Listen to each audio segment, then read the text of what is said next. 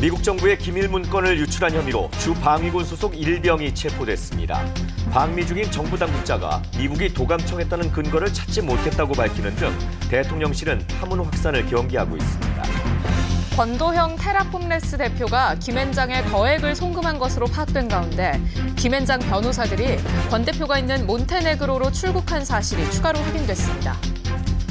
북한이 어제 쏜 탄도미사일은 고체 연료를 사용하는 대륙간 탄도미사일 화성 18형이라고 밝혔습니다.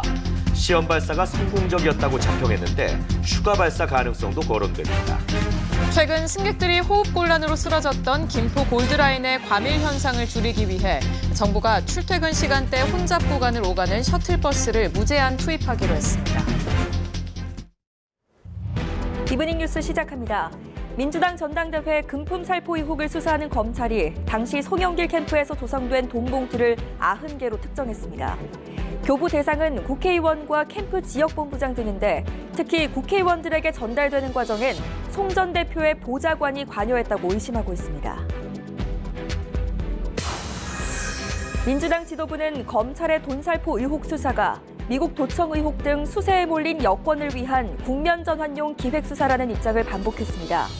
프랑스에 있는 송영길 전 대표도 검찰의 정치 행위라고 비판했지만 내부에선 당 차원의 선제 조사로 위험 부담을 줄이자는 제안도 나왔습니다. 5.18 정신 헌법 수록 반대 등의 발언으로 물의를 일으켜 자숙 중인 국민의힘 김재원 최고위원이 광주를 찾아 사과의 뜻을 전했습니다. 전광훈 목사 문제와 관련해 김기현 대표가 홍준표 대구시장을 당 상임고문에서 해촉한 일을 두고는 당내 여진이 계속되고 있습니다. 지난 대선 과정 허위 발언 혐의로 기소된 이재명 민주당 대표가 4번째로 재판에 출석해 한때 측근이었던 유동규 전 본부장과 법정에서 다시 마주했습니다. 유 전 본부장은 이 대표가 모른다고 말한 고 김문기 처장은 이 대표를 많이 존경했다면서 이 대표의 인간관계는 달면 삼키고 쓰면 뱉는 것이냐고 직격했습니다. 한 명이 숨지고 수십 명이 다친 충북 충주 버스 전도 사고의 원인 규명을 위한 합동 감식이 오늘 실시됐습니다.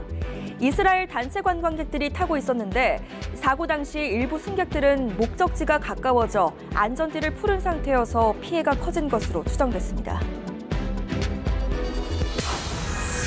북한이 고체 연료를 사용한 신형 대륙간 탄도미사일 화성 18형을 어제 처음으로 시험 발사했다고 주장하며 영상을 공개했습니다. 김정은 국무위원장은 핵 반격 태세의 효용성을 급진전시키고 적들을 공포에 시달리게 할 것이라고 위협했습니다.